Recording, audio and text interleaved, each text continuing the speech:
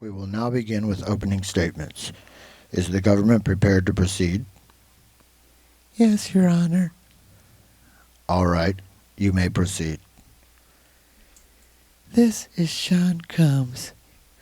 To the public, he was Puff Daddy or Diddy, a cultural icon, a businessman, larger than life. But there was another side to him, a side that ran a criminal enterprise. During this trial, you are going to hear about 20 years of the defendant's crimes, but he didn't do it alone. He had an inner circle of bodyguards and high-ranking employees who helped him commit crimes and helped him cover them up. Kidnapping, arson, drugs, sex crimes, bribery, and obstruction. And these are just some of the crimes that the defendant and his inner circle committed again and again. You are going to hear about all of them during this trial. Let's start now with just one night. The defendant was on the hunt for his girlfriend, a woman named Cassie. For years, the defendant physically abused Cassie. He also sexually exploited her, forcing her to have sex with male escorts while he watched and recorded it. But that night, the defendant learned he had lost control of Cassie. He found out Cassie was seeing another man. Furious, he set out to find Cassie and that other man. But he couldn't do it by himself. So he took his gun and he took his bodyguard, one of his most loyal lieutenants, to wake up one of the defendant's employees in the middle of the night. The defendant yelled that he was going to kill the man Casey was with. He demanded that his employee take him over to that man's home. The defendant forced the employee out of her apartment and into an SUV. They drove to the house. The defendant and his bodyguard broke in, but no one was there. The defendant didn't give up. He kept looking for Cassie. When he finally found her, he did what he had done countless times before. He beat her brutally, kicking her in the back and flinging her around like a rag doll. All of that violence wasn't enough, though. The defendant had to make sure he had control over Cassie once again. So he threatened her. The defendant told Cassie that if she defied him again, he would publicly release the videos of her having sex with male escorts that he kept as blackmail. Souvenirs of the most humiliating nights of her life. This was just one night in the defendant's 2 decades of crime. In one night, he and his lieutenant kidnapped an employee, broke into a man's house, and the defendant beat and blackmailed his girlfriend. And as you will learn, this was just the tip of the iceberg. These are not only the crimes the defendant committed. That's not the only time he kidnapped someone. And Cassie is not the only woman he beat or sexually exploited. For 20 years, the defendant, with the help of his trusted inner circle, committed crime after crime. That's why we are here today. That's what this case is about. 20 years of crime is a lot to cover. So first, I'm going to walk you through what the evidence in this case will show. Then I will explain a little bit about the charges, and then I will tell you how the government will prove that the defendant is guilty beyond a reasonable doubt. So what will the evidence show? You'll learn that the defendant was a musician who created an empire. He had a record label, Bad Boy Records, and other businesses that he ran or controlled. Those businesses made the defendant rich, and he used money and resources from those companies to build his reputation and to feed his every desire. To do that, he relied on an inner circle of people closest to him, like his bodyguards, chiefs of staff, and other high-ranking employees who ran all aspects of his life. Together, the group worked to promote the defendant's power. They carefully cultivated and guarded his reputation, and they worked to get the defendant everything he wanted. He sometimes called himself the king, and he expected to be treated like one. He expected his inner circle to cater to his every desire, including his sexual desires. For years, the defendant used his inner circle and his company's resources to sexually exploit multiple women, including women he forced and manipulated into having sex with male escorts, meaning men who the defendant paid to have sex with women while he watched. No matter what, the defendant and his inner circle made sure he got everything he wanted. Many times, that involved committing crimes together and then covering up those crimes. Those crimes included violent acts, like when the defendant brought his bodyguard and his gun to kidnap the employee I mentioned earlier.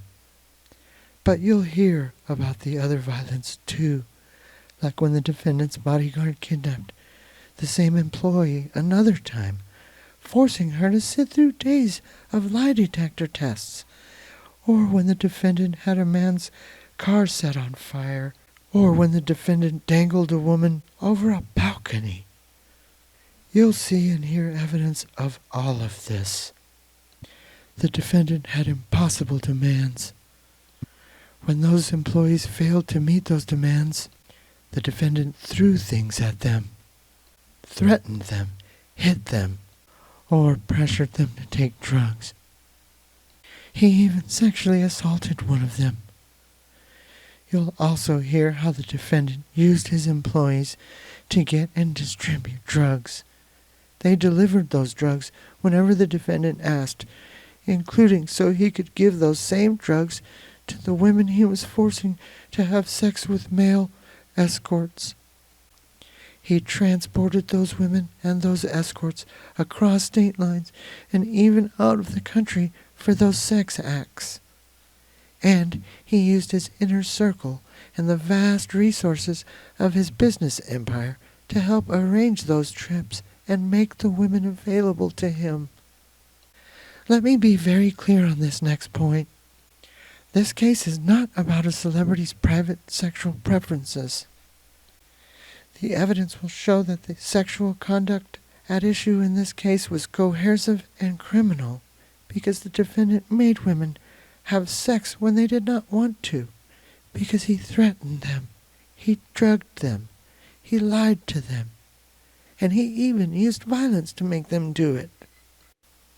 A lot of this trial will focus on just two of those women, Cassie, who I talked about earlier, and Jane. Some of the details of what happened to Cassie and Jane may be hard to hear, but this is what the evidence will show happened. The defendant used lies, drugs, threats, and violence to force and coerce first Cassie and later Jane to have sex with him in front of male escorts. The defendant insisted that the sex occur in a very specific, highly orchestrated way. These sexual performances lasted multiple days, and they involved multiple escorts. The defendant called these encounters by different names over the years. First, freak-offs, later, wild king nights, or hotel nights. Week after week, the defendant directed freak-offs in hotels across the country and sometimes out of the country.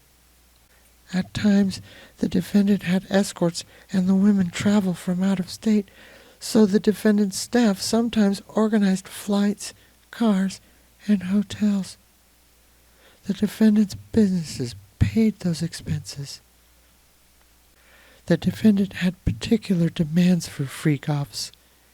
At his direction, the defendant's staff set up the room in advance with supplies. like his preferred lighting, extra linens, and lubricant. His staff remained on call to refresh anything the defendant needed, like cash to pay the escorts or drugs for the women and the defendant. The hotel rooms were dark. The defendant instructed Cassie and Jane how to look, to dress in lingerie, wear tall platform high heels, and have manicured white nails. The defendant selected drugs for Cassie and Jane to take. Usually MDMA, also known as Molly or ecstasy. Sometimes those drugs made Cassie and Jane sick, but they also made the women more uninhibited and sexually aroused. The defendant fed Cassie and Jane drugs throughout the freak-offs so they could stay awake and perform for hours and days at a time. Once an escort arrived, the defendant dictated every step of the sexual activity that followed the same pattern. And he expected the women to enjoy themselves, to appear to, while they did it. The defendant masturbated throughout the freak-offs and often video recorded part of them. Now I want to tell you more about Cassie and about Jane. Cassie was a 19-year-old model, an aspiring singer with a hit song when she met the defendant in 2006. The defendant was 17 years older than her and the head of a record label. Soon Cassie was signed to a 10-album deal with that label. The defendant pursued Cassie, and within a year they were dating. They stayed together on and off until about 2018. During that time, Cassie tried to work on her music and in modeling and acting, but the defendant made her turn down many opportunities. Instead, he paid for Cassie's cars, her apartments, and some of her day-to-day expenses. Although Cassie recorded music constantly, the defendant, the head of her record label, had the final say on the music that she released. It was never another album. The defendant started abusing Cassie early on.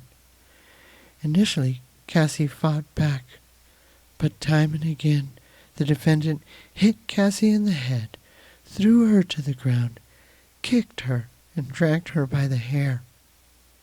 In 2009, the defendant threw Cassie to the floor of an SUV and stomped repeatedly on her face. To hide her injuries, the defendant forced Cassie to stay in a hotel for the next week. He refused to let her leave, and he had staff check on her to make sure she stayed put. The defendant also introduced Cassie to freak-offs early on. Soon the defendant made it Cassie's job to find and book escorts for freak-offs. Freak-offs that were happening as often as once a week for days at a time, meaning that for almost half of every week, Cassie was in a dark hotel room, high and awake for days, performing sex acts that she did not want to do on male escorts. Cassie will tell you how she felt like she was choking when the defendant made an escort urinate in her mouth, and how she overdosed at a freak-off when she still had an open wound on her face from the defendant's most recent assault. The defendant's physical attacks on Cassie happened at freak-offs too. As you will see on video during this trial, the defendant hit and kicked Cassie in the hallway of an LA hotel, trying to drag her back to the room where they had been with an escort. We'll talk more about that video later. Cassie tried the first freak-off because she loved the defendant and wanted to make him happy. After that, she knew it was not something she wanted to do. But because of the defendant, it became almost everything she did, because if Cassie didn't do what the defendant wanted, the consequences were severe. Physically, the defendant beat her viciously, exploding over even the tiniest slight and beating her to show who was in charge. He beat her when she didn't answer the phone when he called. He beat her when she left a freak off without his permission. He beat her when he thought she took too long in the bathroom. The defendant taught Cassie that defying him could and often would end in violence. And when she tried to run away, he always found her, often with the help of his inner circle. And Cassie's career and livelihood were also in the defendant's hands, something the defendant made clear to Cassie. He told her he could destroy her career by releasing the videos that he recorded of her performing sex acts on dozens and dozens of male escorts. So Cassie knew that failing to please the defendant, refusing his demands, had more than just physical consequences. It had the power to ruin her life. The defendant's control, the defendant's violence, and the defendant's threats. That is how the defendant ensured Cassie could not say no to him. So, time and again, when the defendant suggested to Cassie that they have a freak-off, she knew she had no choice but to agree and went to work setting one up. She texted the escorts, arranged for them to come to hotels, and put on the performance the defendant wanted. Her livelihood and her safety depended on keeping him happy. Cassie's relationship with the defendant was complicated. You will hear during this trial that both Cassie and the defendant were unfaithful, jealous, and at times angry. But only one of them had power. Only one had control, and that was the defendant. And with that power and with that control, he made Cassie do his bidding in those dark hotel rooms. You'll learn, though, that Cassie was not the only woman the defendant did this to. This was part of a pattern. Now I want to tell you about Jane. Jane was a single mom who started spending time with the defendant in 2020. The defendant pursued and romanced Jane, who fell in love with him quickly. Jane was not seeing other men, but the defendant was seeing other women at the time, so his relationship with Jane was not at all public. For the first few months, their sex life was just the two of them, and Jane was happy. That was until the defendant introduced Jane to freak-offs. One night, when they had already taken drugs and had been having sex for hours, the defendant told Jane about freak-offs. Jane agreed to try one to make the defendant happy. To her surprise, the defendant said he would make it happen immediately, that very same night. He took her to a hotel room where a room was already set up and an escort was on the way. Jane was nervous, and the defendant directed her step by step. Jane thought the first freak-off was a one-time wild night. Jane was wrong. The defendant continued asking Jane to have freak-offs and promising that if she did, they would spend quality time together. They would go on dates together. They would go on trips. That was what Jane wanted more than anything, a real relationship. So she agreed. She helped plan freak-offs and reach out to escorts. But even though the defendant promised her quality time and trips, he never delivered. Those were just lies he told her to get more nights in dark hotel rooms with escorts. Jane will tell you about those nights in detail, how she wanted the escorts to wear condoms, but many times the defendant did not let them. And Jane will tell you how he had her take drugs to stay awake and aroused for days. Jane tried twice to make it through these nights without drugs. The first time she broke down and had took ecstasy to finish performing for the defendant. The second time Jane vomited after having sex with one escort. How did the defendant respond? He told her to hurry up and get back into the room where another escort was waiting. Early on, Jane told the defendant that she didn't like freak-offs and she just wanted to be alone with him. She loved him desperately and wanted a real relationship with him. The defendant did not listen. Feeling stuck and sick of the strangers the defendant kept bringing to these hotel rooms, Jane tried to assert herself in small ways. She found 2 men who performed in pornography, and she invited them to join the freak-offs. That way, Jane could at least choose the other man she was forced to be intimate with. Like he did with Cassie, the defendant eventually took steps to control Jane financially. The defendant wanted Jane available to meet with him at a moment's notice, and he discouraged her from working. Jane's income plummeted. The defendant gave Jane money and later started paying the rent for the house that she lived in with her child. That way, when Jane resisted the freak-offs and told him over and over that she wanted to stop, he had the power to coerce her back into the hotel rooms. And just as he had with Cassie, the defendant threatened Jane with the videos he recorded of her engaging in sex acts with the escorts. But the lies and the drugs and the threats were not the end of it. Not even a year ago today, Jane had the worst day of her life. The defendant came to Jane's house for an at-home date night.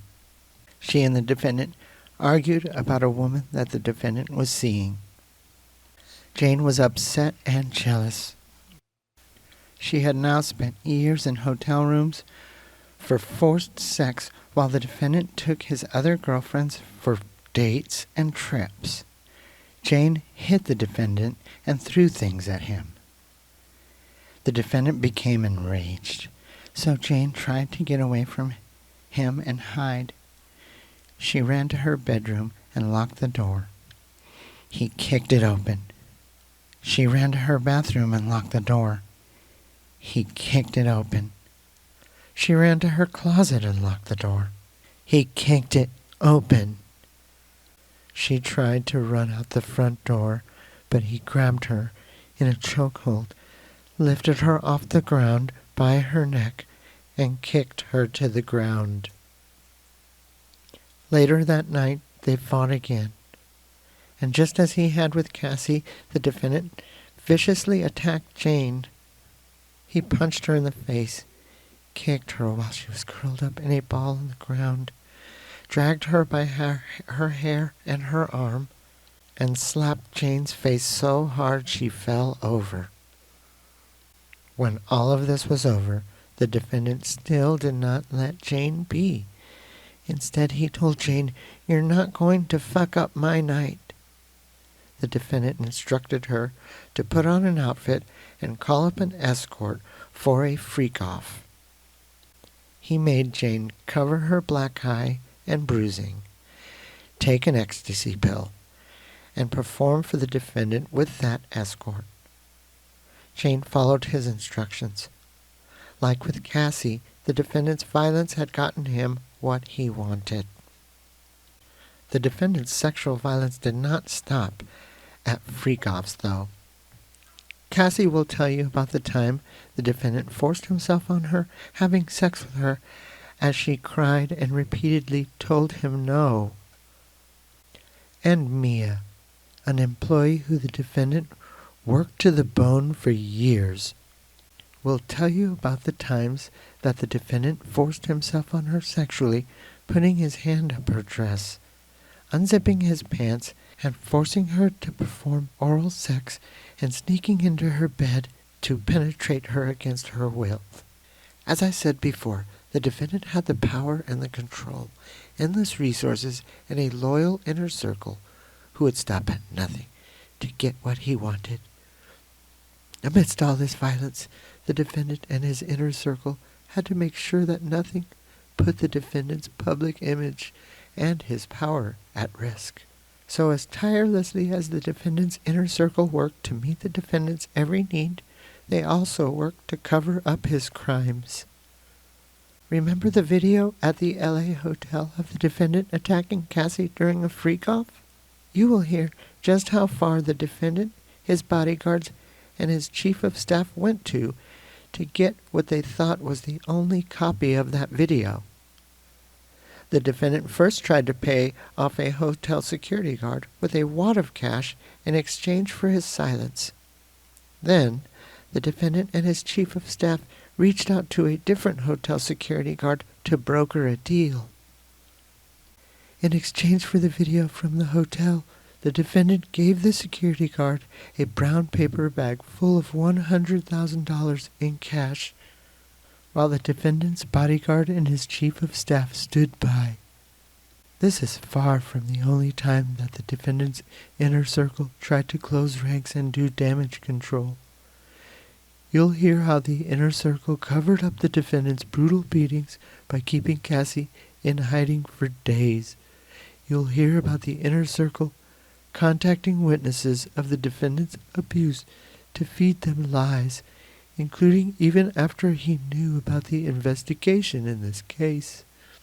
Again and again, the defendant and his inner circle tried to keep the defendant's crimes out of public view, to protect his reputation and to protect his power. That is what the evidence in the case will show. For all of this, the defendant is charged with multiple federal crimes. You'll hear a lot more on the charges at the end of the trial when the judge instructs you on the law and his instructions control. But for now, there are just a few points I want to highlight so you have context for what you'll hear during this case. First, the defendant is charged with racketeering conspiracy based on his agreement to commit crimes as part of an enterprise. I expect the judge will tell you that an enterprise is a group of people who work together for a common purpose of engaging in a course of conduct, over a time. Here you will learn that the enterprise is the inner circle I talked about, the bodyguards and high-ranking employees, like chiefs of staff. Some of these people came and went over 20 years, but I expect the evidence will show that the defendant was a through line. He remained at the top, running that group, and he always had trusted bodyguards and advisors helping him. Together they agreed to commit different crimes, including kidnapping and arson, distributing drugs to other people, exploiting employees for labor, and in Mia's case, bribery and obstruction, sex trafficking, and transporting people for prostitution. That's all covered by the racketeering conspiracy charge. The defendant is also charged separately for sex trafficking Cassie and Jane through force, fraud, or coercion. Again, the judge's instructions control, but I expect you will learn that the fraud includes a lie about a material fact. Coercion includes threats, and force includes violence. The defendant is charged with using all three tactics to make Cassie and Jane participate in days-long, drug-fueled recorded sexual encounters with male escorts against their will. Finally, he is charged with transporting Cassie, Jane, and male escorts across state lines for these sexual encounters. How will the government prove to you beyond a reasonable doubt that the defendant is guilty of these crimes? You'll hear from witnesses, including Cassie and Jane. two of the defendant's victims. They will tell you how the defendant tried to control their lives from their homes to their careers, how the defendant used his control over them, his lies, his drugs, his threats, and his violence to force and coerce them into having sex with male escorts. Cassie and Jane will describe freak-offs for you in painstaking detail. They will tell you some of the most personal and painful experiences of their lives. The days they spent awake in hotel rooms, high on drugs, dressed as characters to perform the defendant's fantasy, just as he directed them to do. You'll also hear from some of the defendant's employees. You'll hear from Mia, who worked as the defendant's personal assistant for years, the employee he sexually assaulted. Mia is just beginning to grapple with the time the defendant forced himself on her sexually. Mia will tell you how she could not talk about what happened to her until recently, how she wanted to take the secret of what the defendant did to her grave. You will hear from one of the employees who the defendant forced into that SUV with a gun from one of the defendant's chefs and from other personal assistants. They will tell you they worked punishing hours and days for the defendant, at times without any sleep. They will tell you how the defendant ordered them to buy drugs for him, how they used all the resources at their disposal to make sure the defendant always had everything he desired, how they were expected to keep quiet about what they saw and what they heard in the defendant's homes. You will learn that some of these witnesses and victims, including Cassie, have already received financial settlements from the defendant or have filed lawsuits against the defendant. But these witnesses will tell you that they'd trade any money from the defendant for not having been abused. You will also hear from some of the escorts who participated in freak-offs with Cassie and Jane. They will tell you how the defendant directed the sexual activity between the escorts and Cassie or Jane, down to the details of how they touched each other, the specific sex acts they performed, all while the defendant filmed it. You will even hear from an escort who saw the defendant assault Cassie and drag her by her hair during a freak-off. In addition to these witnesses, you will see documents that prove the defendant's crimes. You will see records from hotels, car services, and airlines showing the dates and locations when the escorts and women traveled to meet the defendant for freak-offs. You will see records of the physical damage the defendant in his freak-offs caused at the hotel rooms where he stayed. You will see dozens and dozens of text messages about freak-offs, including messages from the defendant to his staff asking for more cash to pay escorts, messages where the defendant tells Cassie what drugs to take and when before a freak-off, and messages from Jane to the defendant telling him over and over again that she did not want to do freak-offs. And you will see videos of some of the freak-offs, the videos the defendant used to blackmail Cassie and to blackmail Jane. Those videos capture just small parts of these days' long performances. In them, you can hear the defendant providing direction to Cassie and Jane, and see Cassie and Jane do exactly what the defendant tells them to do. You will see them put on a performance, high on ecstasy, where they pretend to enjoy themselves, because that's what the defendant said he wanted. You will see for yourselves the defendant's violence in its aftermath. You will see a video capturing the defendant brutally beating Cassie during a freak-off at an LA hotel. You will see photos of Cassie and her injuries from the defendant's assaults. You will hear from witnesses who saw the defendant assault Cassie or saw injuries he inflicted on her. You will see photos of Cassie and her injuries from the defendant's assaults. You will hear from witnesses who saw the defendant assault Cassie or saw injuries he inflicted on her. You will see photos of the damage the defendant did when he kicked in 4 doors at Jane's home. And you will see videos of Jane with bruising still on her face days after the defendant attacked her and forced her to do a freak-off not even a year ago. You will see for yourself what the defendant had in his homes in March 2024 when they were searched. Guns, the defendant's so-called med bag full of illegal drugs, and freak-off supplies like lubricant and platform high heels. Finally, you will see and hear evidence of how the defendant and his inner circle worked to keep his reputation and his power intact for all these years. You will see the agreement signed by the hotel security guard barring him from speaking about the $100,000 that the defendant paid him in that hotel security video.